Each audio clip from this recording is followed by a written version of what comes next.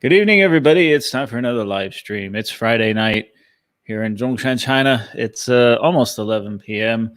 I've been out of commission for a little more than a week. I had some pretty nasty back spasms that I was dealing with. That happens to me occasionally. I've been dealing with it my whole life. And the last time it happened was like 18 months ago. But man, it really put me out for a while. I was stuck in bed for a whole weekend, and I'm still a little stiff. I'm not 100% yet, but I'm getting there. In addition, I had some other ailments, physical ailments that happened to me because, I went out and had a lot of fun over the last couple of weeks. But it's a Friday night. I'm not going to do a long live stream. I just wanted to stop and say hi, tell you what I'm up to, give you some a preview of what's going to be going on this weekend and in the near future, about some of the projects that I've been working on. And we'll do that. And then we'll go to the news because there's a lot of news. First and foremost, this weekend I was supposed to attend the Here Dongguan magazine pool party. It's the party of the year. I went to it last year. We had a great time. And this year I had plans to go this weekend. Hotels booked. Really, really excited. We were going to have a great time. And I think it was yesterday or the day before, it got canceled. So the Here Dongguan pool party has officially been canceled. And very sorry for my friend Ziv, who's the chief over there, and put so much work. That whole team put so much work into this party, and it was canceled because of an abundance of caution. Here in Guangdong, it's still relatively safe. We still wear our masks everywhere we go. Everyone's still on high alert. The schools have opened. Classes are happening. Everything is open. The movie theaters, the spas, the gyms, the bars, everything. But apparently this week, they'd said that it was just not a prudent time, I guess, to have a giant pool party in Dongguan. So that's very, very unfortunate. But Mona and I have made other plans. Instead, we're going to be going to Chanlong in Guangzhou. We're going to spend the weekend up there. We're going to go to the circus. I've done videos. I've been there many times. I've done the what is it, like the water park there. I've done the roller coaster park. And of course, the big one in Zhuhai is the aquarium. So this weekend, we're going to go to the safari park. Now, I had been to the safari park once, right when I first came to China. It was like, God, it's been like 5 years. And this is before I started my channel or taking photos or anything like that and documenting my stay here. So I do plan on filming it for all of you. I remember it being a first-class zoo. Now, I've been to other zoos throughout the world. I've been, San Diego Zoo, the San Diego Wild Animal Park, of course. And I've been to some pretty bad zoos. So the one that comes to mind off the top of my head is the one in Ho Chi Minh City in Vietnam. I did a video about that, and it was a pretty sad zoo. I've been to other zoos that, quite frankly, you wish you hadn't paid any money to go to. My recollection of the Chanlong Safari Park is that it is a first-class facility with great animals, well-fed animals. They do have a safari area where you get on a tram and you ride through this open savanna area with all the animals there. And I remember it just being really, really clean and really nice. And so Chanlong does a pretty good job, I think. So we're going to stay the weekend up there. We're going to eat some amazing food. Again, they have also a circus that is world-renowned. I've never been to the circus here, so I'm looking forward to that. So that's our plan for the weekend. Again, I'm sorry, Ziv. I wish I wish it had gone better for you, man. And it hurts because not only do they invest a lot of time but an awful lot of money, and so this has been a hit for them. I know if you're in the city of Dongguan or in Shenzhen or in that area, they are planning on having a party in place of the pool party at a location that I believe I've been there once before. It's like a little private bar area at the Here magazine. You go there and have a couple drinks, have a big party, and help them out.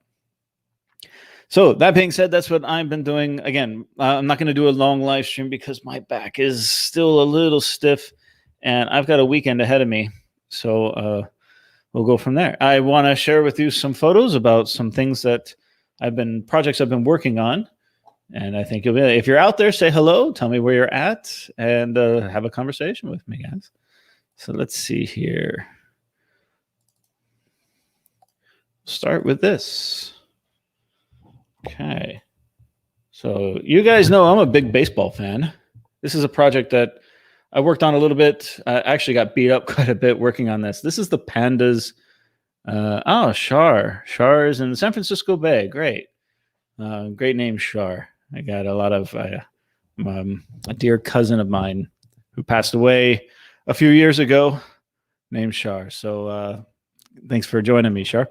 Anyways, this is the Pandas Stadium, baseball stadium. Anything baseball in China? Yeah, baseball in China. Baseball here in Zhongshan. Zhongshan has in the town of Dongshan. It's actually not Dongshan anymore. It's Dongshan town has been absorbed by Xiaolan. But that's where this is. It's right off the high-speed rail. You can see it from the train. It's this gigantic international baseball stadium. Well, not gigantic, but it's big for China.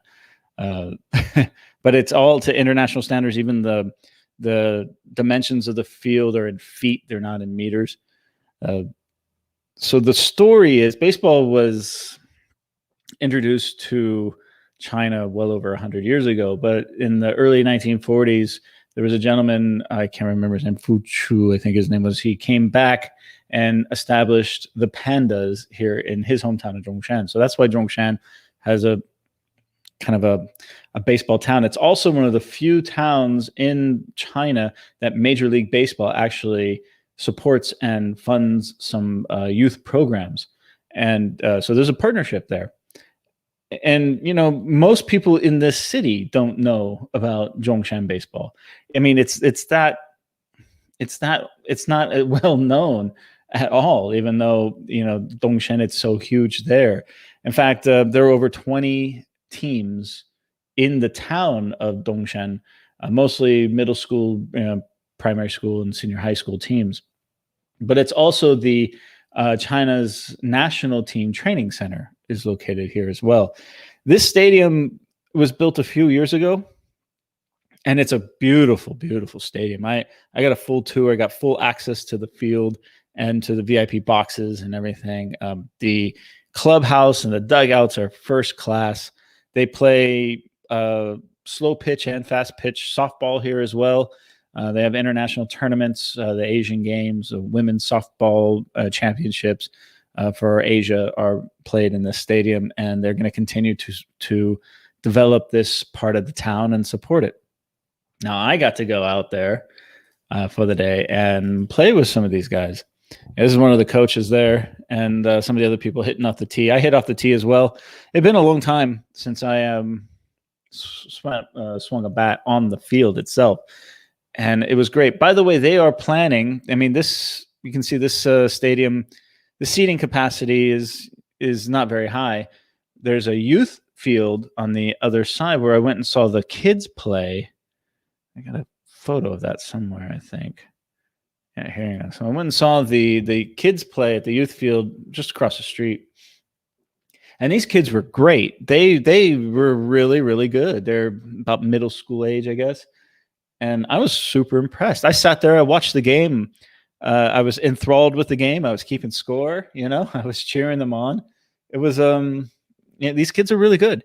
So it was a lot of fun for me.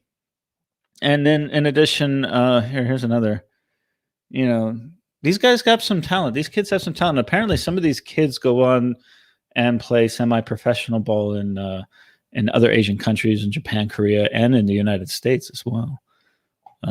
But the best thing was that I got to go out there and hit a few balls. So it was such a treat. The coaches there, they had a couple guys out in the field shagging balls for me. And then they they did live pitch to me. They said, "You want to hit off a tee?" I'm like, "No, pitch to me." So this guy was throwing me curveballs. He threw a couple knuckle balls at me, and I did okay. I swung the bat and missed a bunch of times, but I got a hold of a couple of them, and I got maybe 35 swings out of it, and it was such a good feeling. I'm 42 now, and I haven't played baseball since I was a kid, but I love the game, and I would go to 20 games a year back home at Dodger Stadium. Go Dodgers, right? So to go out there and swing a bat, I mean, there's a place in Xiaolan where you can hit the balls. I've talked about it. You can go. It's like an indoor batting cage. It's quite an anomaly that it's never busy there, and they only have 2 cages. But you go there, you get a snack or two, and have a beer and hit some balls. But to go out on the field and have a live pitcher pitch to you, and then hit some balls on the field itself was a huge treat. I was smiling ear to ear. Yeah, it was tough for me because at this time, my back was still, it's still stiff, and it's stiff here. So I was doing my best not to re-injure myself too much. And so I was kind of taking it easy. I wasn't getting full extension, and I wasn't twisting at the hips as much. I was pretty up straight. And I got to run the bases, and unfortunately I forgot to stretch. So I ran the bases and I pulled my hamstring. So not only is my back hurt, but now my hamstring is a little sore, and it's just like, I'm not as young as I used to be. And then I swung a bat, and I got lost at the grip, and it flew out of my hand, and it flew towards that dugout behind you that you see there. And in that, when it flung out of my hand, it actually hit my finger, and I don't know what happened to my finger, but it's here. Fair warning, this is what my finger looks like. I think I tore something. It's still very sore. Still very sore, very stiff, a little swollen still. Looks a lot better now than it did there. All right, I won't show you that anymore. But, you can see there, it's still a little swollen. And it's not broken, but it might just be I tore something inside. So this was 10 days ago, and it's still a little sore. So it's getting better. I'm icing it. I'm doing the therapy for it. But if it doesn't get any better soon, then I'll go to the doctor and have them take a look, because I can't kind of close. Anyways, it's painful. But my hamstring is better. My legs are strong. My back is still a little stiff. Back spasms are a real thing, man. Every now and then my back just kind of does this, and it won't let go. And then as it lets go, it kind of does this a little bit. And then I'm out of commission for, a couple days, a week. And that's what I've been trying. I took a week off and from doing really anything, and just rested. Stayed in bed, watched some TV, played some video poker, did some editing, but for the most part, not much at all. Do they have batting practice machines? They do, yeah. They've got full-on bullpens and batting cages at that stadium. It's a first-class facility with everything you can think of. Again, it's a project that I'm working on. There's a small video that we've released already, but about the history of the baseball. But I'm working on my own project where I'm going to be giving a tour of that stadium, which I already did. I'm going to go. I played with the kids. That was a lot of fun. But then I'm going to go back and talk about the baseball scene in Zhongshan itself, because there's a lot of Taiwanese and Japanese companies that actually manufacture baseball equipment in this town. And so I'm going to include some of that. And I'm going to do a huge project on baseball in China and in Zhongshan. So that's something I'm currently producing right now. Okay. Another thing that I am producing. When I was in Zhongshan, I'll give you some food porn here. So Zhongshan, again, is no longer Zhongshan. The locals there we'll still call it Zhongshan, but officially the town has been absorbed by the town of Xiaolan, my old home. So Xiaolan is now huge. But and Xiaolan's famous for chrysanthemum infused foods. Dongshan is famous for its grass carp, its crispy grass carp, and a couple of other dishes that you see here. And man, I feasted this day. Let me show you some. Oh, you can't see it. There it is. Sorry, guys. It is almost mid-autumn festival time, so mooncakes are out. And that mooncake, here, I got some photos. Let me do some food porn for you guys. So this is some beef and tofu. That was really good. Again, the presentation is amazing. Love it. After playing baseball and being hurt all morning, to go and have lunch like this, I mean, I don't know if you can see it on my face there, but I'm in pain. I'm in pain to stand up in this photo. That's a bitch getting old. Okay, so this is the moon. This is a big mooncake. This is made by hand. This one actually has a flower infusion to it. It's very sweet, almost like a rose, but it wasn't quite a rose. This is tara. Fantastic. This is great food. This is the fried fish balls. This is a big thing in Xiaolan in northern Zhongshan. Fried fish balls, delicious. They have some kind of a cream filling, like almost like a mustard cream filling inside. Delicious. I never really liked fish balls, but for some reason, these ones got to me. They were really good. Of course, the ribs. This is the carp. Dongshan is famous for this this fish right here. This is a boneless, crispy grass carp. It's a little chewy. It's a little chewy. But it's good. And then this, these are obviously eggs, and inside is like a goose egg filling. I actually didn't care for it too much, but the presentation is amazing. All right. How about this? Tacos.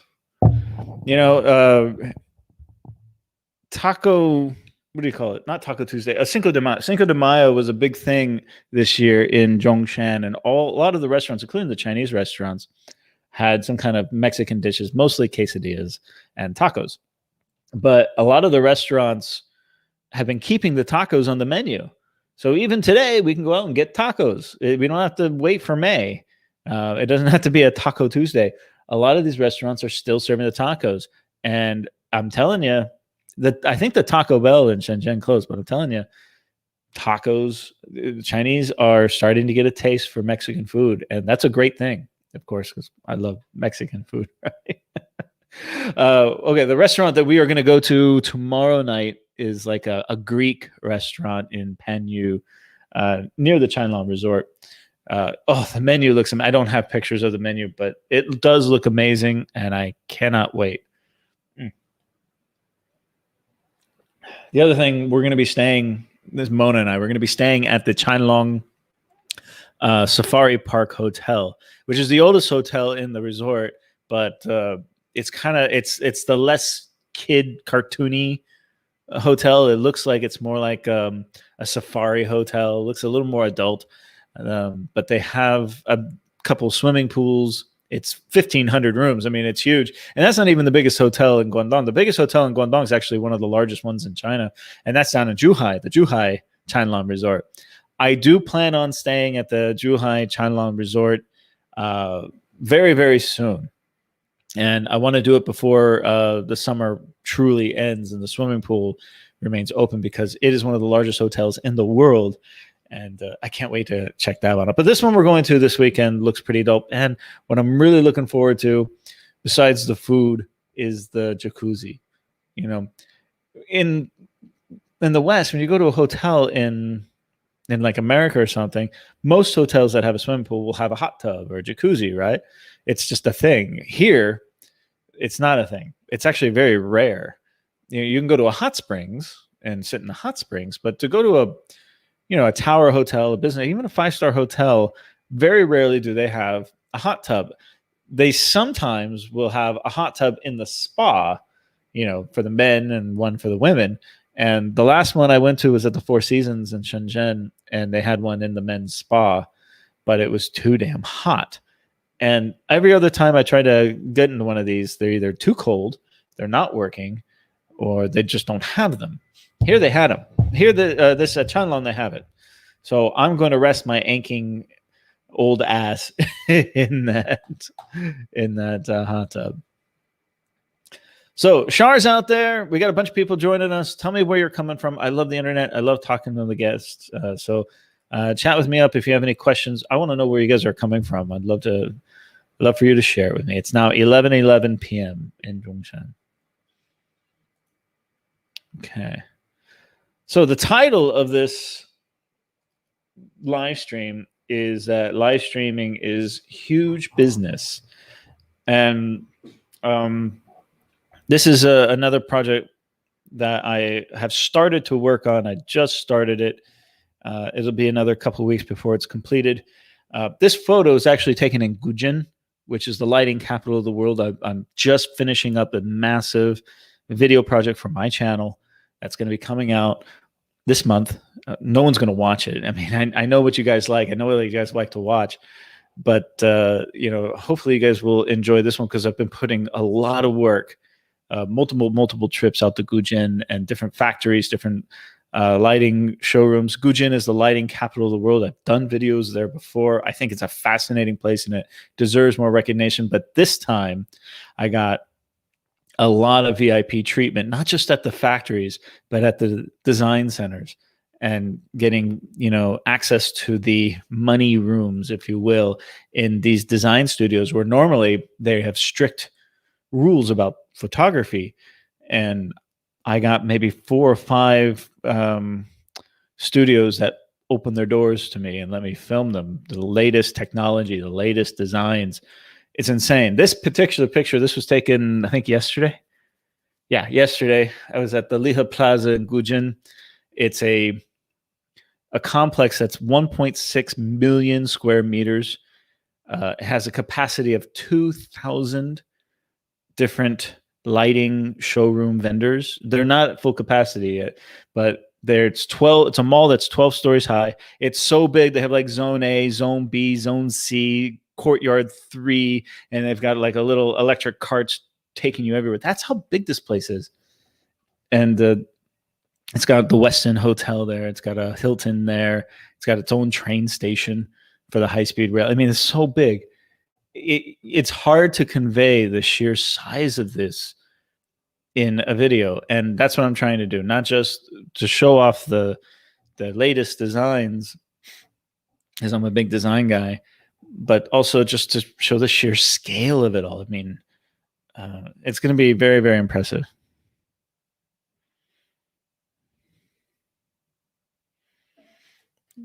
Shar has... People keep saying Shanghai is the most international city in China. I believe the Guangdong Bay area is much more international than Shanghai, especially from an historic perspective. It's a good... they're about the same, I guess. I mean, I've been to Shanghai a couple times, and it is very international. And I love Shanghai. Shanghai city is great. The surrounding cities, I've been to a couple, but they're very similar. But I think that Shanghai is bigger than Guangzhou. But if you add all the cities like Hong Kong, Shenzhen, Dongguan, Guangzhou, Foshan, Zhongshan, Zhuhai, Macau, you add them all together, and I think it's the largest urban area in the world. And it is very international here, definitely, especially the international business scene. As far as a city goes, Shanghai, I felt like it was on par with Hong Kong a little bit. Guangzhou, Shenzhen are not quite as international. Shenzhen's getting there, though. Shenzhen's pretty amazing. My town, definitely not. Guangzhou has a lot of history. It's a buried history. You really have to search it out to find it, but it is there. And if you know where to look and know where to see it, you can find a lot of international history in Guangzhou. It's an amazing city. It's kind of, a lot of people give it a lot of trash talk, and I don't know why. I mean, Shenzhen, everyone's, oh, Shenzhen's a great city. I love it too. But everything's brand new there. You know, it's a glitzy, glamoury city in China. Shanghai is glitzy and glamoury, but it also has that historic core, that history that you feel connected with. And I don't know. When I was in Shanghai, I always felt it was more international than any of the cities in the Guangdong Bay area, or the Guangdong Bay area, excuse me. That's my feeling. But again, I think the Bay Area, when you add in Hong Kong and Macau, definitely has a different history too. So it's a good perspective, though. I like that. All right. So again, let's go back to the title of this. Was live streaming is huge. So this is a project that I've just started working on. It's in a town called Shaxi, which is not far from here. It's less than 8 miles, 7-8 miles from here. It's part of Zhongshan city, and I always thought of Shaxi being it's very blue collar. It's a garment industry town. I've been through there before. It's a lot of garment factories. It's a lot of garment showrooms, a lot of wholesaling, a lot of fabrics, things like this, and never really gave it much of a thought. But I'm going to do a massive walkabout, just like I'm doing the project in Gujin, and do a massive walkabout of Shaxi, and I just started this. And what I didn't realize was how big live streaming, specifically live streaming e-commerce, is in Shaxi. It's huge. It's enormous. I mean, you drive down the road, there's no trees. It's just building after building after building. But then you go into the building and you see things like this. There are these live streaming studios that, I mean, this is Mid-Autumn Festival time, so I think they're selling like mooncakes in this one. But this is just one little tiny studio of people live streaming on Douyin or what is it, watermelon, Xigua, right?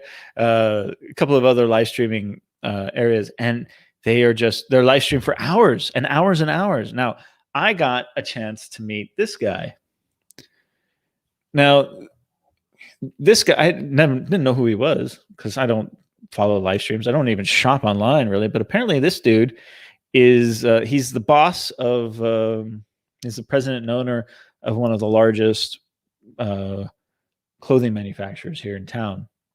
And this guy's rolling in the dough, but apparently he's very famous because he is a live streamer and he sells men's clothing. He does a lot of OEM work for many big brands as well. He's got his own brands too, but he does live streaming pretty much like 10 hours a day.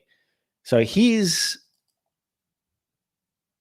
is his live stream studio behind the scenes, and really, really cool guy. He was very, very nice to me. But you can see all he does is he pulls up. First of all, that's his car. He literally pulls his car into the lobby of this giant building. Everyone else is parked outside. He just pulls right into the lobby and parks in the lobby. You know, why not? You know, you're the boss. And then he goes into the studio, which is the next room over, and he just wears clothes. He puts on clothes. You know, he eats his breakfast.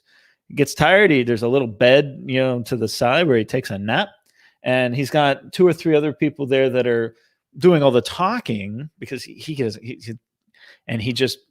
wears the clothes and models the clothes. Occasionally, he'll do some sales work, and the amount of business that this guy is able to do blew me away.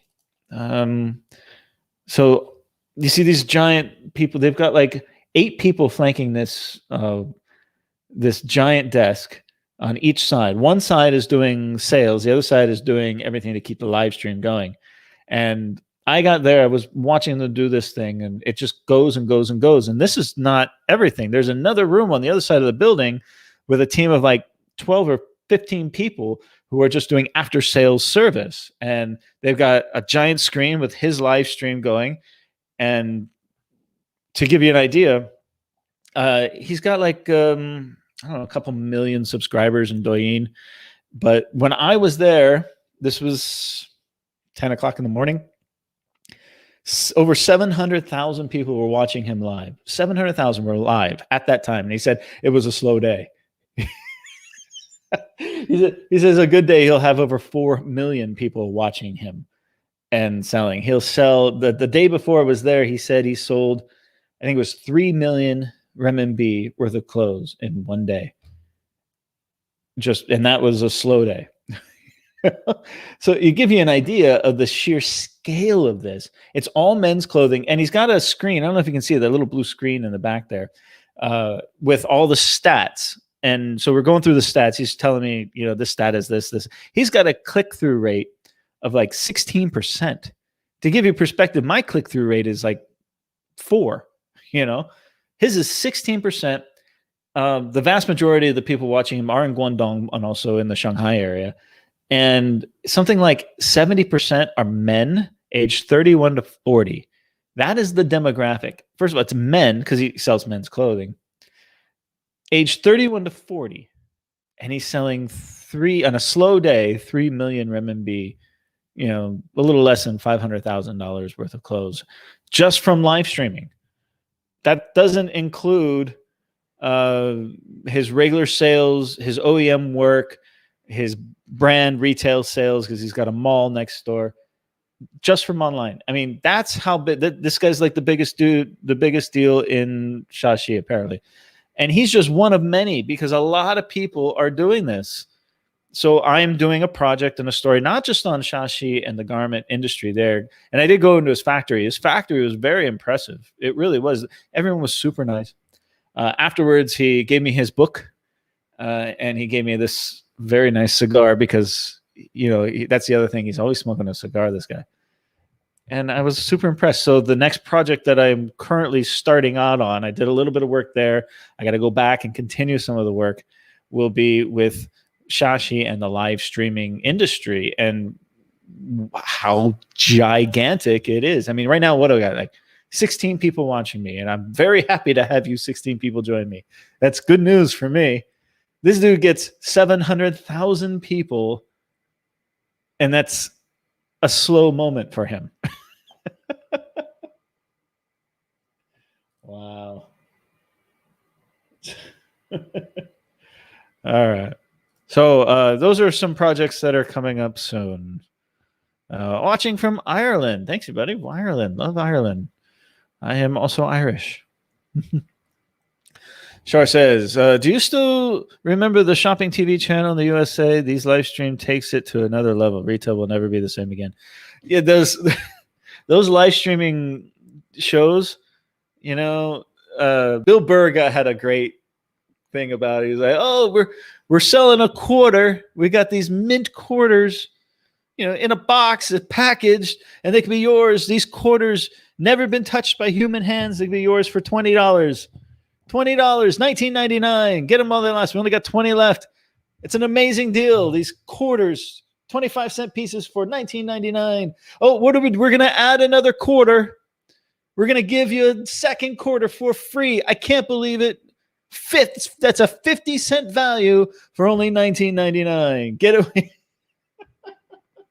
What I remember late night, the infomercials, get rich now, buy real estate, get rich now, tiny little advertisements. You remember all those, right? Well, after Ren and Stimpy and South Park were over, that's what played on cable TV late at night, right? Oh. Havana or China cigar? I think it's a Chinese cigar. I don't smoke cigars. Sorry, we gotta focus. Now, you're gonna focus on me a little bit. Focus. Sorry if it's a little blurry, guys. If I do this, maybe some extra light will help it out.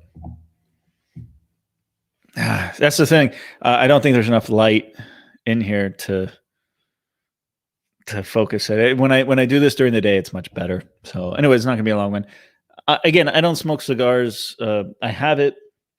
I'll probably light it up occasionally, but it'll take me a year to smoke that thing. I mean, it's not I've never been a cigar guy. I tried to get into cigars 25 years ago. I tried to learn about it.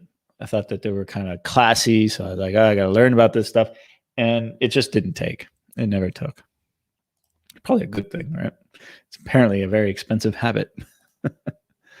Okay, let's go to the news. Close all these out. Again, not a long live stream because I'm going to get up and go to Xiaolan tomorrow. Baseball live stream. Okay, so before we go to the news, some shameless self-promotion. Follow me on Facebook. My latest video was modern Cantonese cuisine. Should check that one out. I went to Lai Long restaurant. If you are a Chinese food fan, you're going to want to see this video. This was a lot of fun for me to make because I got to eat basically. The Sofitel in Hangzhou. A little rough around the edges and stuff. And of course, the London taxi in China. If you haven't seen that video, check that one out. I had a lot of fun filming it. It's a very rare thing that someone gets to drive a left-hand drive London taxi cab in Hangzhou, China.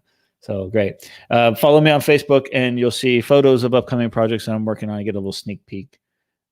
If you want to buy me a coffee, you can. And if you want to join my Patreon, it is your choice. Thank you so much. I have 4 Patreons and make $29 a month. Thank you to my Patreons out there who've been supporting me this whole time. In my videos, I never really ask for money. I never ask for any kind of donations. I don't even ask for you to hit the subscribe button. It's not kind of what I do. But if you are looking to support a creator out there in the future, and this is something that you want to try and do and support independent creators out there. Remember, I don't do sponsored content. Everything I do is 100% produced and financed and edited and owned by me. A lot of people think that the videos that I do are paid for, especially some of the big companies that I've been partnering with. That's not true. I pay for it. I pay for the travel expenses, everything. It all comes out of that's why my cameras are so crap, because I have no money. This is not a money-making endeavor. So if in the future you're looking to support a creator, think of me. Thank you very much. Okay, enough of that. Let's do into the news. This just came out today. I'm curious about this. China bans sissy men from TV and demands masculine role models. Everyone knows about the kind of boyish look of Chinese idols. It's kind of following that K-pop idol kind of trend. And it's definitely a thing here as well. I know women my age who are enthralled with these young or boyish looking TV stars, movie stars, things like this, singers. Is it your thing? But apparently it's everywhere. I think they've also talked about banning the talent shows or curtailing them in some way. I read something about that. I don't have all the information, so I won't say it 100%. But if you turn on Chinese television, I don't watch TV. Excuse me, I watch a movie or something. But if you turn on Chinese television, especially around dinner time, it is nothing but one singing talent show after another singing talent show. I mean, it's either that or these period dramas. They permeate the television, and everything is all about boyish faces and very skinny. So I get it. So yeah, here's one. And these ads, these kids that do the ads, I see this in my elevator here. It's ads just like this. They're selling everything from skin cream to skin cream that makes your skin white to KFC. They're selling microphones for KTV, all kinds of stuff. So the government banned effeminate men on TV and told broadcasters on Thursday to promote revolutionary culture, broadening a campaign to tighten control over business and society and enforce official morality. I don't know how they're going to do this. I mean, what do they consider? I mean, what's the threshold? I mean, who is it the one that's going to decide what is masculine and what is effeminate? Where is the line, and who decides where that line is? It's very strange, right? Okay. Broadcasters must resolutely put an end to sissy men and other abnormal aesthetics, TV regulator said. They used an insulting slang term for the feminine men, nyang pao, or literally girly guns. That reflects official concern that Chinese pop stars, influenced by the sleek, girlish look of some South Korean and Japanese singers and actors, are failing to encourage China's young men to be masculine enough. This has been something going on for a long time, actually. I've been hearing stuff about this a lot. This is all over the news, all over Chinese media these days. Broadcasters should avoid promoting vulgar internet celebrities and admiration of wealth and celebrity, the regulator said.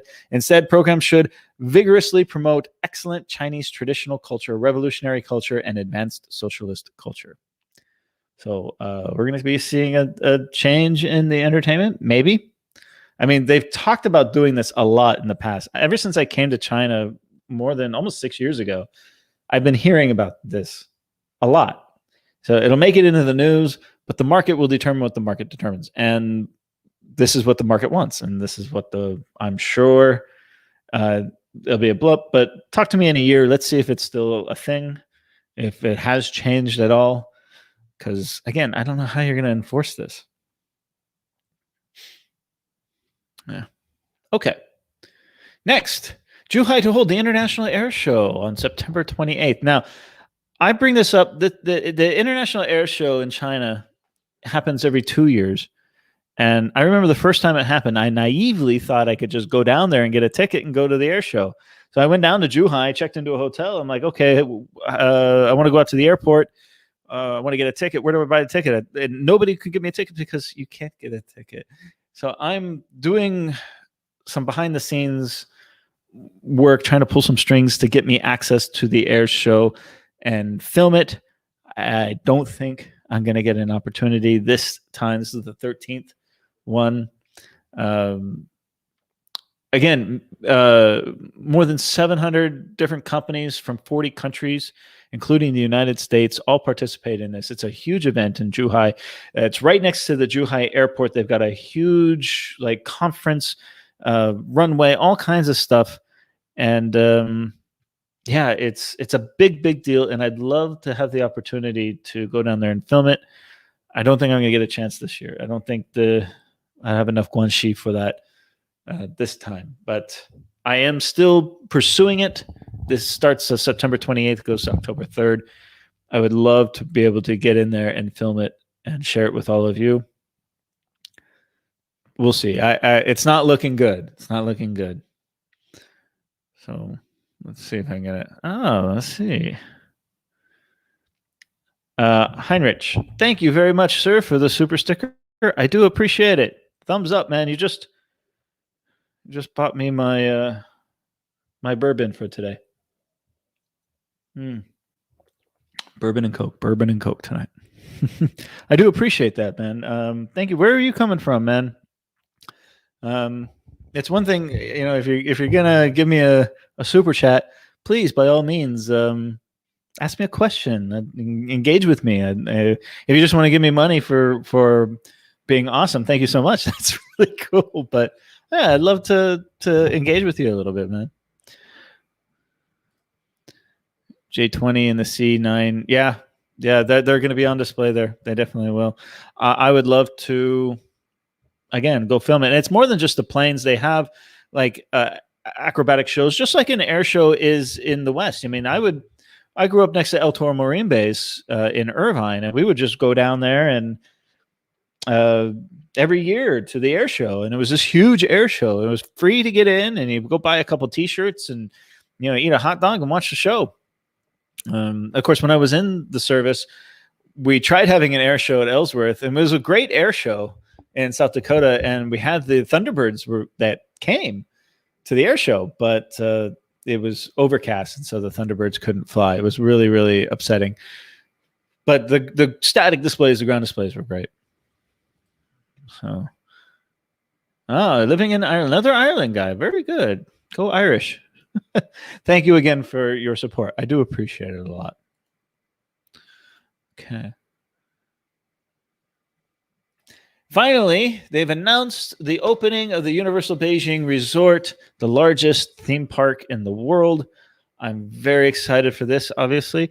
I wanted to go for my birthday back in July. That was my plan at the beginning of the summer, was to spend my birthday in Beijing.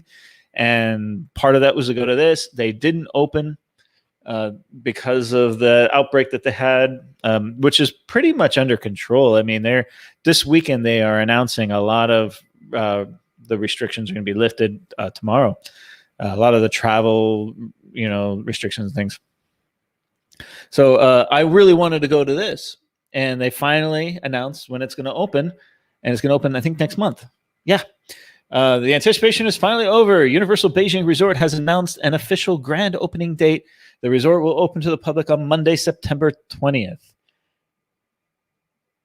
It was previously announced started Wednesday, September 1st. The resort would undergo trial operations. They have been doing trial operations for the last few months, really. Yeah, very, very excited for this. So if massive crowds aren't your thing, you may want to wait a while and carefully time your visit. You don't need to remind us that the park is going to be a little busy for some time to come following the grand opening, particularly during National Week holiday, which is the first week of October.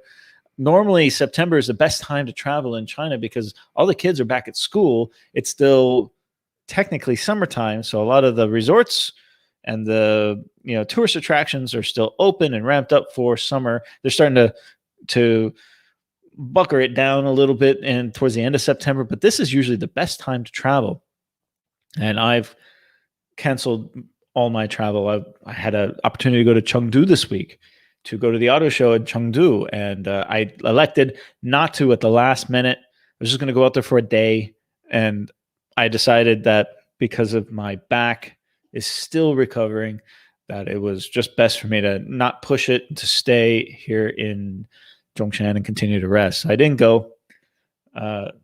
September 20th will be grand opening and then National Week, and then I'm in school. I start my classes right after that. So maybe I can find a day, a couple days during the term to get up there. I'd love to do it. I'd rather not do it on a weekend, but I'm very excited, and I will go to Beijing just to go to this theme park. I've been waiting for it for years, so I'm excited for that. I really like your videos. It paints a totally different picture about living in China. Thank you. I show my truth. Everyone who does videos here does their truth. Everyone's life is different in China. Everyone's treatment is different. Nobody has the exact same experience. And I give you my experience and, through my lens and my perspective. So I appreciate your support again. And I got more coming out, a lot more coming out, a lot of big projects I'm working on. It's just a matter of finding the time to do it. And when classes start next term, for me, they start the second week of October. I will be very busy. I anticipate being very busy for about 3 months until Spring Festival. And when Spring Festival hits, I'll have a nice long vacation, longer than most people. So, yeah. Yeah, it is much better. UK, thanks. All right. UK, Ireland. Yeah, they got that part of the world down this tonight. I don't know what time. Must be early morning there or afternoon. I think it's afternoon there. So yeah, the back is still stiff. I did do a 3 kilometer, just a short little 3 kilometer walk. My car was getting worked on. I'm going to get an oil change and went for a little walk. And yeah, I survived.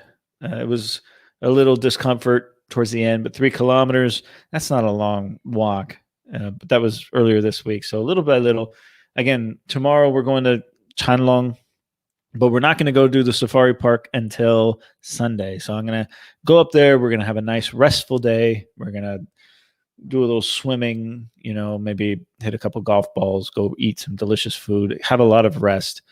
And then Sunday, we're going to hit the safari park. There's a little tram that takes you around. There's still going to be a lot of walking there.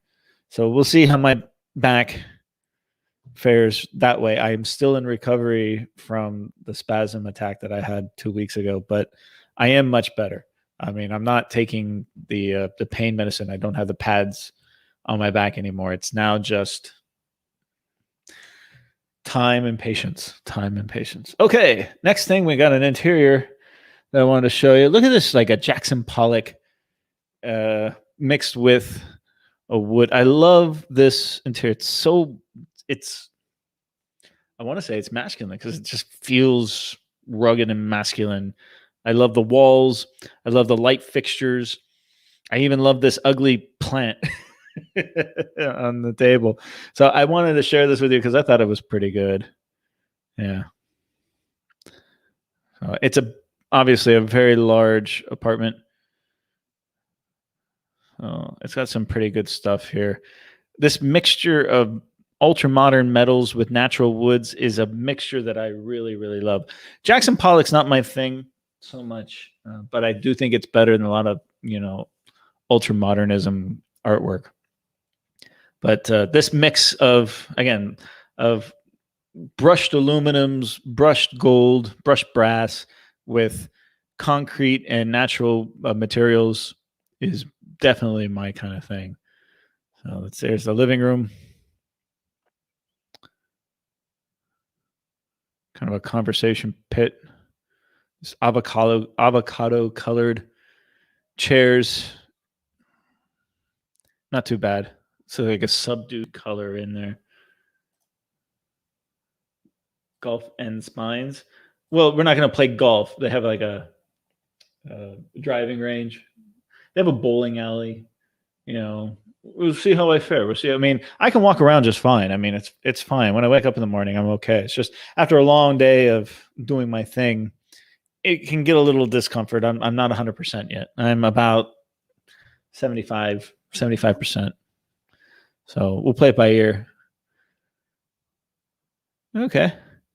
These little animal sculpture things, I'm seeing a lot of these interior homes now. They just seem to take up space. At first I was like, oh, they're kind of cool, but now I'm kind of getting over them. This gas fireplace, very common in modern homes now. Look at this chair. That's pretty groovy. Just a total mix of modern and traditional. This is definitely not a home for kids. Yeah. Passing hall. Oh, these folks like horses. Let's get into the bedroom. Here's the kitchen. Again, the trend now. This one actually has a dining room with a lazy Susan. Okay.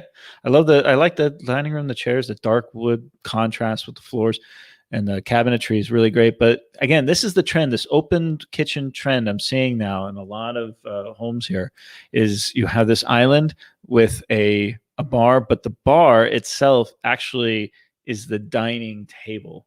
It's not like a breakfast bar. It's literally the dining table. This one has a separate dining table. Space saver.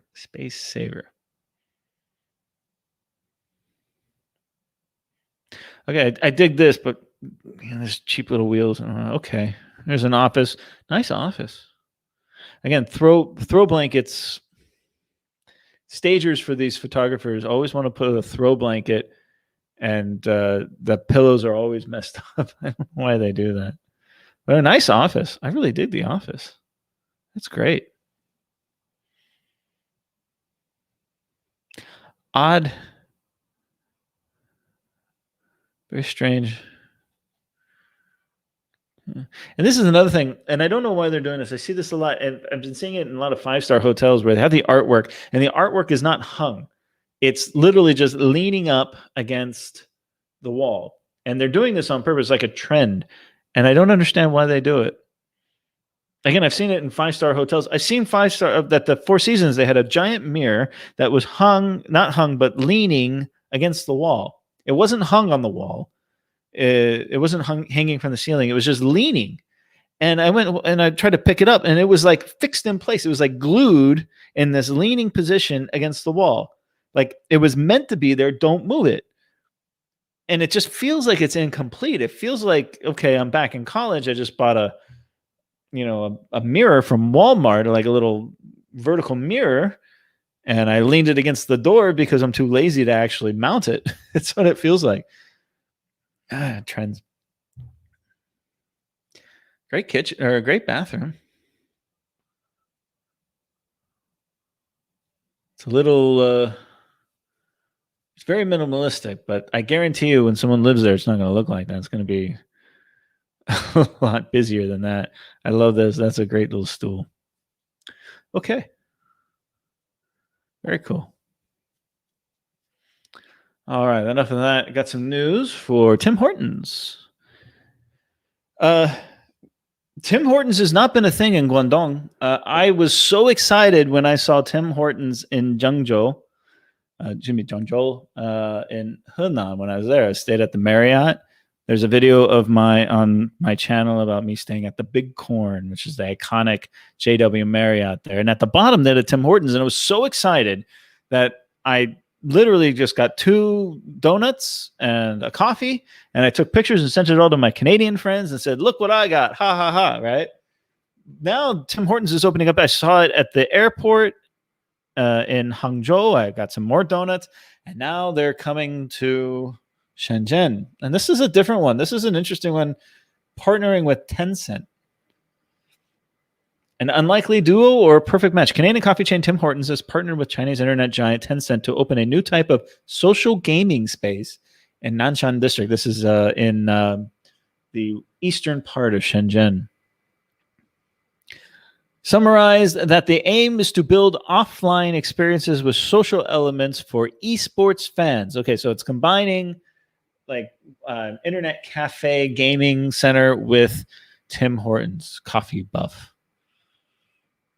Ah, okay. This is like a esports competition area here. Okay. Very cool. I could dig that. There's the coffee bar. All right. Well, esports is huge, man. It's more money than you think it is. It really is. Tim's also recently just opened 2 stores in Shenzhen, one in Bao'an and the other near OCT station. And I didn't know that. I didn't know they had it. In mid-August, a CBC reported that Tim Hortons in China is planning to go public, meaning the number of stores could bump up to more than 2,750 in 5 years. Oh my God. The joint venture has entered into a business combination agreement with Silvercrest Acquisition Corp, a special purpose acquisition company, which would see TH International traded on the NASDAQ stock exchange. Stock tip. Tim Hortons can be traded on NASDAQ, and they plan on opening more than 2,750 stores. I'll tell you this, though. The Tim Hortons, everyone I've been to here in China has been empty. You know, you go to Starbucks, it's full. Starbucks is not as busy in China as it is in the West. You go to any Starbucks in the West, you got a line. But here, Starbucks, you know, there's people in there. Every Tim Hortons I've been to, no, not a thing.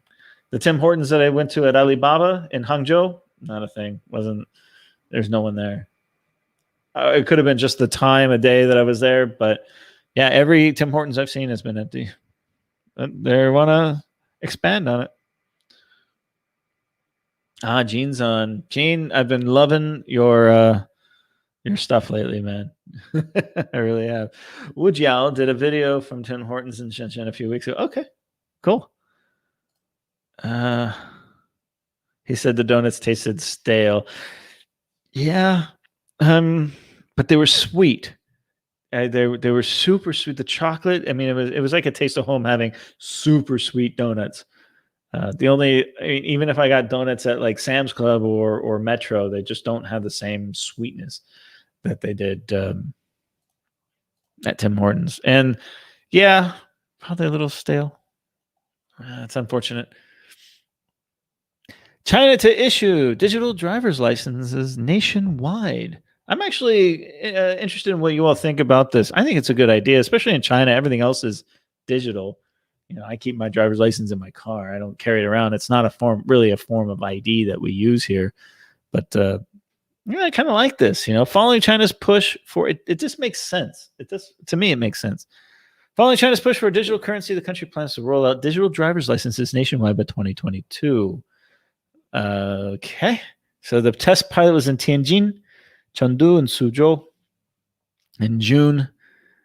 And the licenses will have the same legal effect as physical licenses and can be used to rent vehicles, file insurance claims, and handle traffic violations. I kind of dig this. And official mobile access applications for digital licenses, according to figures from Statista, nearly 400 million people were able to drive in China as of 2019, and more every year. You know, China's already the largest auto market in the world, and the amount of people getting driver's licenses and buying cars is exponential. I mean, just in the six years I've been in China, here in my town in Zhongshan, parking, new cars, traffic, it's all gone through the roof because everyone's buying a car. And it's not just new cars, the used car market too. I mean, if you can't afford a used car or a new car, you go buy a used car. The used car market here, because the quality of Chinese cars is getting better and better, so the used car market is actually a thing now. You have huge secondhand markets here. People still want to buy a new one because you can almost get free money. They get free money, free loan for like 1 year in some of the cases I've heard. So people just buy a new car, but the used market, younger and younger people are buying cars.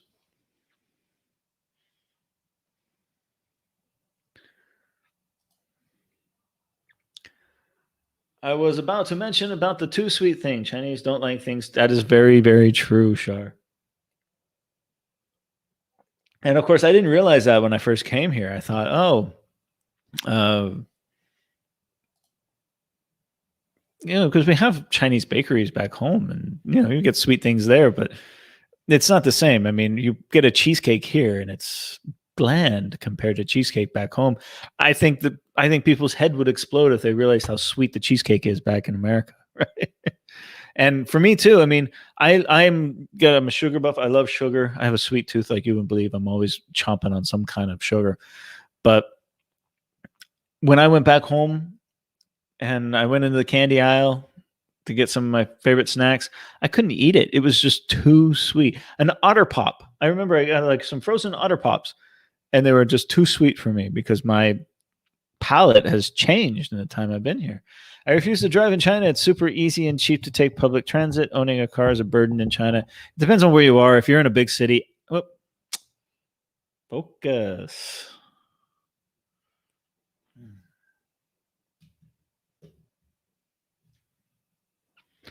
Is that better? I don't know what's wrong with this camera. Ever since I bought it, I've had this focus issue. All right. Deal with it, guys. Okay. Yeah, in the big cities, you definitely don't need a car. Having a car is an expensive proposition. It's a burden because it's so expensive, parking and everything. I mean, public transportation is so convenient. It makes sense. But in my city is a second tier city now. 5 million people. We have buses. We don't have anything else. And I like driving. I love driving. And I don't mind. Driving in China is not as bad as people think it is. I've driven in other countries in the world where, my God, I'm happy to come back to China and drive in China. Drive in Thailand, the Philippines, Cambodia, Vietnam. Jesus. I mean, try driving a car around Ho Chi Minh City and it's nuts. It's insane. By far the worst traffic I ever experienced, the worst driving conditions was the Philippines. Driving around the Philippines was a nightmare. No accidents, didn't get in a wreck, didn't get a scratch or anything, but man, it was rough. So when you come back to China, yeah, there are some instances where you have to lay on the horn a little bit, and you just have to go a little slower and watch out for things. But driving in China is easy. I will not be coming back home for Christmas. I never. It's hard. I can't get back home for Christmas because Christmas is not a holiday in China. It's not a public holiday, and I work at a university, so I'm always working on Christmas. So, yeah, it's probably not going to happen. I've been away from my home for Christmas many, many times. over the years. My family is supportive and used to it. I make it home when I can. Hopefully Spring Festival. If not Spring Festival, definitely next summer, where I can invest the time in quarantine if it's still a thing. So, yeah. Okay, let's go back. A couple more news and I got to get off, guys. I'm only going to do an hour today. Rare Chinese white dolphin spotted in Guangdong, in Zhanjiang. That's in western Guangdong, on the peninsula that heads out to Hainan. It's interesting. Chinese white dolphins. Cool. Love to see them. Wish I was there. The other big news this year is this week was the 996 working schedule banned for violating the law. This has been all over the news lately. I've talked about the 996. If you don't know, that's 9 a.m. to 9 p.m. 6 days a week. And I saw another article by a local news aggregator or something, and they mentioned that they have mixed feelings about this. So this is pretty prevalent in the tech industry. There's a couple of other industries that are known for the 996, and it's not necessarily every week. Sometimes it is, but sometimes it's just that extra 6th day every other week. So you work 5 days a week, you get a whole weekend. Then the next week you work 6 days. The next week you work 5 days. So that was one thing. But according to the law, if you work that extra overtime, you need to pay more. I mean, something like double time overtime on a weekend and something like triple time on public holidays that workers can make doing this 9 nights. So, yeah, you got to work a lot, but you also make the money. And a lot of workers are kind of upset about this because now they're taking away that opportunity to make the extra money. So it's got a mixed review, but I'm happy to see this. Things are changing in the work environment here, also in the school environment as well. This whole crackdown on English training centers and extracurricular kind of training, private tutoring, things like this is a real thing, and it has devastated a multi-billion-dollar market in China, put a lot of people out of work and a lot of what do we do, kind of thing. So it doesn't affect me. It doesn't affect my colleagues. Most of the English teachers that I know here in my town, some of them have been affected, some of them have not. So it remains to be seen how it all unfolds. Everyone's still trying to find equilibrium in that sense. Okay, I got to get off, guys. Okay, a couple things coming up. Be on the lookout. Tomorrow night, 9 p.m. China time, 9 p.m. Beijing time, I'm releasing the first video in a 2-video series. So it's on classic cars in China. There's a classic car museum a couple blocks from me here, and I got full access to all the cars there.